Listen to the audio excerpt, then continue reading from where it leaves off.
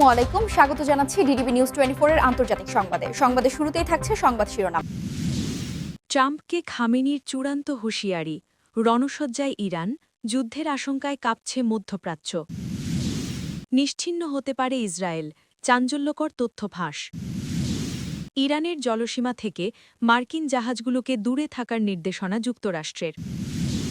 মার্কিন চাপে সম্পর্ক বদল, ইরানের তেলবাহী ৩ ট্যাঙ্কার জব্দ করল ভারত। পশ্চিম তীরে ইসরায়েলের সম্প্রসারণ নিয়ে সতর্কবার্তা দিলেন ফিলিস্তিনের প্রেসিডেন্ট। পদত্যাগের দাবি প্রত্যাখ্যান করলেন স্টারমার, এপস্টেইন কেলেঙ্কারি সংকট গভীর। এতক্ষণ শুনছিলেন সংবাদ শিরোনাম, এখন থাকছে বিস্তারিত। ট্রাম্পকে খামেনির চূড়ান্ত হুঁশিয়ারি, রণসজ্জায় ইরান, যুদ্ধের আশঙ্কায় কাঁপছে মধ্যপ্রাচ্য। মধ্যপ্রাচ্যের আকাশে আবারও যুদ্ধের ঘনঘটা।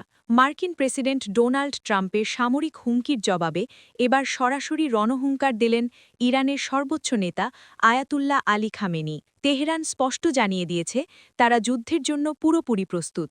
ওয়াশিংটন যদি কোনো হঠকারী সিদ্ধান্ত নেয় তবে তার পরিণতি হবে ভয়াবহ। পরিস্থিতি এখন বারুদের স্তূপের ওপর দাঁড়িয়ে। আরব সাগরে মার্কিন বিমানবাহী রণতরী ইউএসএস আব্রাহাম লিঙ্কন মোতায়েনের পর থেকেই তেহরান ও ওয়াশিংটনের মধ্যে উত্তেজনা চরমে।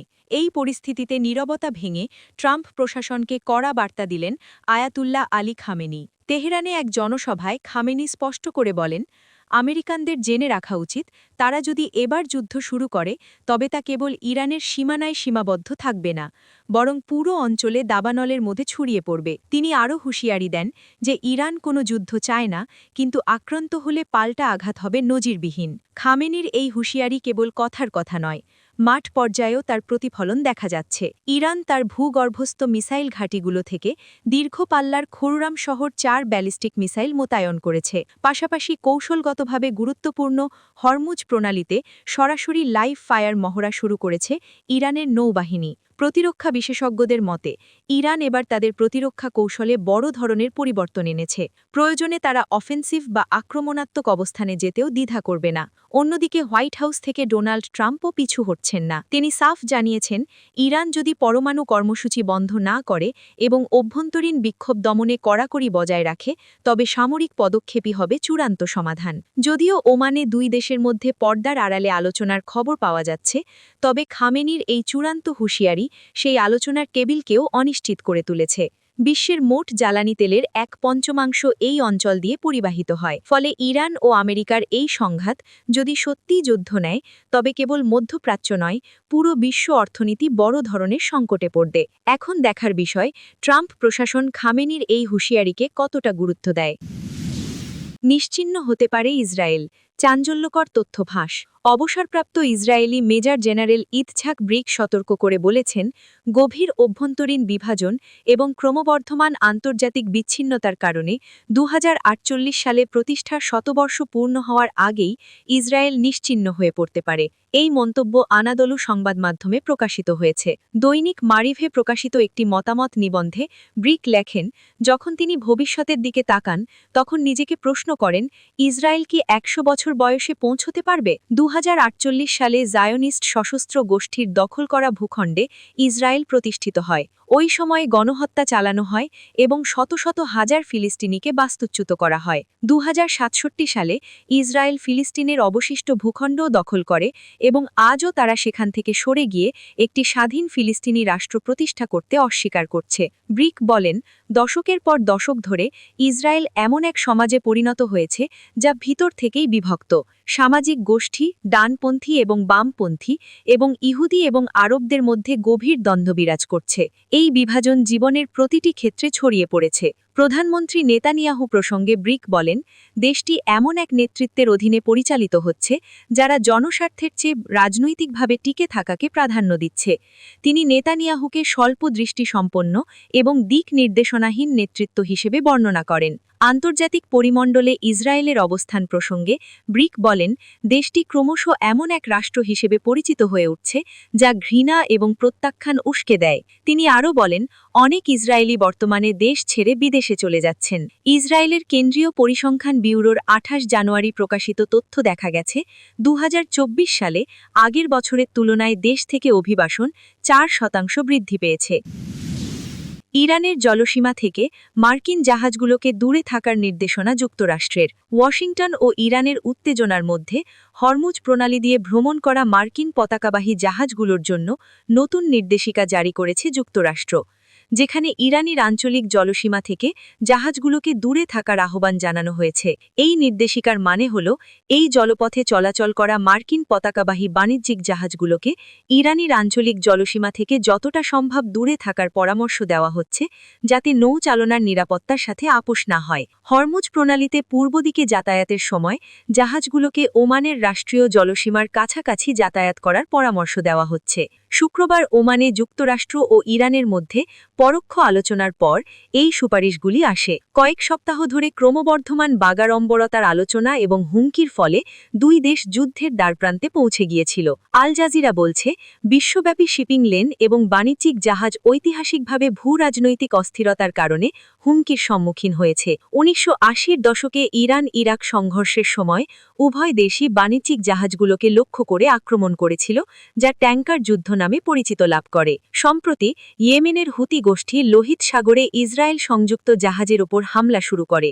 এই অভিযানের লক্ষ্য ছিল গাজায় ইসরায়েলের গণহত্যা যুদ্ধ বন্ধ করা। মার্কিন সরকার হরমুজকে বিশ্বের সবচেয়ে গুরুত্বপূর্ণ তেল চুরির স্থান হিসেবে বর্ণনা করে, কারণ এর সামরিক গুরুত্ব জ্বালানি উৎপাদনকারী অঞ্চলে সামুদ্রিক প্রবেশপথ হিসেবে কাজ করে। জানুয়ারির শেষের দিকে ইরানের ইসলামিক রেভলিউশনারি গার্ড কর্পোরেশন প্রণালীতে নৌ সামরিক মহড়া পরিচালনা করে, যার ফলে মার্কিন সেনাবাহিনী তেহরানকে যে কোনো অনিরাপদ এবং অপেশাদার আচরণের বিরুদ্ধে সতর্ক করে। মার্কিন চাপে সম্পর্ক বদল। ইরানের তেলবাহী ৩ ট্যাঙ্কার জব্দ করল ভারত। ইরানের তথাকথিত শ্যাডো ফ্লিটের সঙ্গে সংশ্লিষ্ট অভিযোগে আরব সাগর থেকে ৩টি তেলবাহী জাহাজ জব্দ করেছে ভারত। ভারতীয় কোস্ট গার্ড জানিয়েছে, আন্তর্জাতিক তেল পাচার চক্রের বিরুদ্ধে সমন্বিত অভিযানের অংশ হিসেবে মুম্বাই উপকূল থেকে প্রায় ১০০ নটিক্যাল মাইল দূরে জাহাজগুলো জব্দ করা হয়। গত শুক্রবার ৬ ফেব্রুয়ারি ওই ৩টি জাহাজ শনাক্ত করা হয় বলে এক বিবৃতিতে জানায় ভারতীয় কোস্টগার্ড। সংস্থাটির দাবি, সংঘাতপীড়িত অঞ্চল থেকে স্বল্প মূল্যে তেল সংগ্রহ করে আন্তর্জাতিক জলসীমায় মাঝ সমুদ্রে স্থানান্তরের মাধ্যমে বিভিন্ন মোটর ট্যাঙ্কারে সরবরাহ করছিল এই চক্র।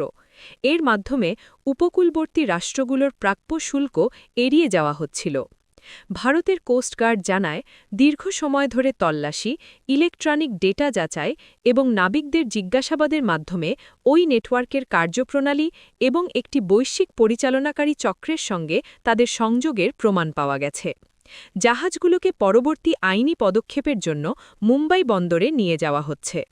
জাহাজ ট্র্যাকিং সংস্থা ট্যাঙ্কার ট্র্যাকার্সের তথ্য অনুযায়ী আটক হওয়া ৩টি ট্যাঙ্কার হল ইরানের পতাকাবাহী স্টেলার রুবি, চিলটার্ন এবং অ্যাসফল্ট স্টার। ইরানি সংবাদ মাধ্যম ইরান ইন্টারন্যাশনালও একই তথ্য নিশ্চিত করেছে। জ্বালানি বাণিজ্য পর্যবেক্ষণকারী প্ল্যাটফর্ম কেপলারের তথ্য অনুযায়ী এই ৩টি ট্যাঙ্কারই ২০২৫ সালে যুক্তরাষ্ট্রের রাজস্ব দপ্তরের অফিস অফ ফরেন অ্যাসেটস কন্ট্রোলের নিষেধাজ্ঞার আওতায় আনা হয়। যুক্তরাষ্ট্রের নিষেধাজ্ঞা নথিতে বলা হয়, ইরানের তেল রপ্তানিতে আরোপিত বিধিনিষেধ এড়াতে ব্যবহৃত একটি শ্যাডো ফ্লিটের অংশ হিসেবে এসব ট্যাঙ্কারকে কালো তালিকাভুক্ত করা হয়। পশ্চিম তীরে ইসরায়েলের সম্প্রসারণ নিয়ে সতর্কবার্তা দিলেন ফিলিস্তিনের প্রেসিডেন্ট মাহমুদ আব্বাস। পশ্চিম তীর অঞ্চলে ইসরায়েলের সাম্প্রতিক তৎপরতা দ্বিরাষ্ট্র সমাধানকে হুমকির মুখে ফেলছে বলে সতর্কবার্তা দিয়েছেন সোমবার জর্ডানের রাজধানী আম্মানে এক সংবাদ সম্মেলনে। জর্ডান সফরে গিয়ে ইসরায়েলের প্রেসিডেন্টের সঙ্গে বৈঠকের পর জর্ডানের রাজা আবদুল্লাহ II-এর উপস্থিতিতে যৌথ সংবাদ সম্মেলনে মাহমুদ আব্বাস বলেন, আন্তর্জাতিক আইন এবং বৈশ্বিকভাবে স্বীকৃত সিদ্ধান্তগুলোকে উপেক্ষা করে পশ্চিম তীরে নিজেদের দখলদারিত্ব কার্যক্রম বাড়িয়ে দিয়েছে ইসরায়েল। একটি স্বাধীন রাষ্ট্র হিসেবে ফিলিস্তিনের আত্মপ্রকাশের সম্ভাবনাকে চিরতরে নস্যাৎ করাই তাদের উদ্দেশ্য। ২০২৩ সালের অক্টোবরে গাজায় সামরিক অভিযান শুরু করার পর থেকে পশ্চিম তীরে ইসরায়েলের দখলদারিত্ব ও সম্প্রসারণমূলক কার্যক্রম বৃদ্ধি পেয়েছে। গত ২.৫ বছরে পশ্চিম তীরের বিভিন্ন শহরে হাজার হাজার নতুন আবাসন প্রকল্প অনুমোদিত হয়েছে। এর মধ্যে কয়েকটি প্রকল্পের কাজ ইতিমধ্যেই শুরু হয়েছে। সংবাদ সম্মেলনে আব্বাস আরও বলেন, ইসরায়েলের এই দখলদারিত্বমূলক কার্যক্রম শুধু দ্বিরাষ্ট্র সমাধানকেই হুমকির মুখে ফেলছে না, বরং মধ্যপ্রাচ্যের আঞ্চলিক শান্তি ও স্থিতিশীলতা এবং ইসলাম ও খ্রিস্টান ধর্মীয় স্থাপনার নিরাপত্তার জন্য ঝুঁকি তৈরি করছে। এই পরিস্থিতিতে ইসরায়েলকে থামানোর জন্য তিনি মার্কিন প্রেসিডেন্ট ডোনাল্ড ট্রাম্পের হস্তক্ষেপ কামনা করেছেন। আব্বাস বলেন, প্রেসিডেন্ট ট্রাম্পের প্রস্তাবিত শান্তি পরিকল্পনায় ফিলিস্তিনের অন্তর্ভুক্ত ভূমিখণ্ডে যাবতীয় দখল কার্যক্রম স্থগিত রাখার কথা উল্লেখ ছিল। আমি তাকে এটি স্মরণ করিয়ে দিতে চাই এবং ফিলিস্তিনের স্বার্থে এই ইস্যুতে তার হস্তক্ষেপ কামনা করছি। পদত্যাগের দাবি প্রত্যাখ্যান করলেন স্টারমার। এপস্টেইন কেলেঙ্কারি সংকট গভীর। ব্রিটিশ প্রধানমন্ত্রী কিয়ার স্টারমার গতকাল সোমবার ৯ ফেব্রুয়ারি পদত্যাগের দাবি সরাসরি প্রত্যাখ্যান করেছেন। জেফ্রি এপস্টেইনের সঙ্গে ঘনিষ্ঠ সম্পর্কের কারণে পিটার ম্যান্ডেলসনকে যুক্তরাষ্ট্রে ব্রিটিশ রাষ্ট্রদূত নিয়োগের সিদ্ধান্তের পর তার সরকারের ওপর চাপ বাড়তে থাকলেও তিনি বলেছেন, আমি দেশ বদলানোর জন্য এত কষ্ট করে এসেছি, এখন পদত্যাগ করে দেশকে অরাজকতার মুখে ঠেলে দেব না। স্কটিশ লেবার পার্টির নেতা আনাস সারওয়ারের মতো দলেরই একজন শীর্ষ নেতা প্রকাশ্যে স্টারমারের পদত্যাগ দাবি করার পরও প্রধানমন্ত্রী তার অবস্থানে অটল রয়েছেন। সারওয়ার বলেছেন, ডাউনিং স্ট্রিটের নেতৃত্বের পরিবর্তন দরকার, এই বিভ্রান্তি শেষ করতে হবে। মার্কিন বিচার বিভাগের প্রকাশিত নথিতে দেখা গেছে ২০০৮ সালের আর্থিক সংকটের সময় ম্যান্ডেলসন এপস্টেইনের সঙ্গে যুক্তরাষ্ট্রের সম্পদ বিক্রি ও কর পরিবর্তন নিয়ে আলোচনা ফাঁস করেছিলেন বলে অভিযোগ। প্রধানমন্ত্রী লেবার সাংসদদের বৈঠকে বলেন, আমি আমার ম্যান্ডেট ও দেশের প্রতি দায়িত্ব থেকে সরে দাঁড়াব না। আমাদের লড়াই হল নাইজেল ফ্যারাজের রিফর্ম পার্টির মতো পপুলিস্টদের ক্ষমতায় আসা, ঠেকানো। এটা আমাদের সবার লড়াই। বৈঠকে সাংসদরা করতালি দিয়ে সমর্থন জানান। ডেপুটি প্রধানমন্ত্রী অ্যাঞ্জেলা রাইনার, পররাষ্ট্রমন্ত্রী ডেভিড লামি, অর্থমন্ত্রী রেচেল রিভস এবং স্বরাষ্ট্রমন্ত্রী ইভেট কুপার সহ শীর্ষ মন্ত্রীরা স্টারমারের পক্ষে বিবৃতি দেন। রাইনার এক্স-এ লেখেন, প্রধানমন্ত্রীর প্রতি আমার পূর্ণ সমর্থন রয়েছে। আমরা সবাই একসাথে কাজ করব। কনজারভেটিভ পার্টির নেত্রী কেনি ব্যাডেনক বলেন, স্টারমার একটা প্লাস্টিকের ব্যাগের মতো বাতাসে উঠছে। তিনি যদি নিয়ন্ত্রণ না করতে পারেন তাহলে লেবার পার্টির অন্য কেউ করুক অথবা নির্বাচন দিন। উল্লেখ্য, সংকটের কারণে সরকারি ঋণের সুদের হার বেড়েছে, পাউন্ডের মান ইউরোর বিপক্ষে কমেছে। বিনিয়োগকারীরা আশঙ্কা করছেন, স্টারমারের পতন হলে আরও বামপন্থী নেতৃত্ব আসলে ঋণ ও ব্যয় বাড়তে পারে। স্টারমার এখনও নিরাপদ মনে হচ্ছে, কিন্তু তার সরকারের প্রায় ২ বছরের শাসনকালে গাফিলতি, নীতি পরিবর্তন ও যোগাযোগ বিভাগের ৪ জন প্রধান পদত্যাগের রেকর্ড নিয়ে প্রশ্ন উঠছে। একজন লেবার সাংসদ নাম প্রকাশ না করার শর্তে বলেছেন, এটা জনে ধীর গতিতে চলা একটা মারাত্মক দুর্ঘটনা দেখছি। স্টারমারের সামনে এখন দুটি লড়াই, এপস্টেইন ম্যান্ডেলসন কেলেঙ্কারি থেকে বেরিয়ে আসা এবং ২০২৯ সালের নির্বাচনের আগে অর্থনৈতিক সংকট মোকাবেলা করা।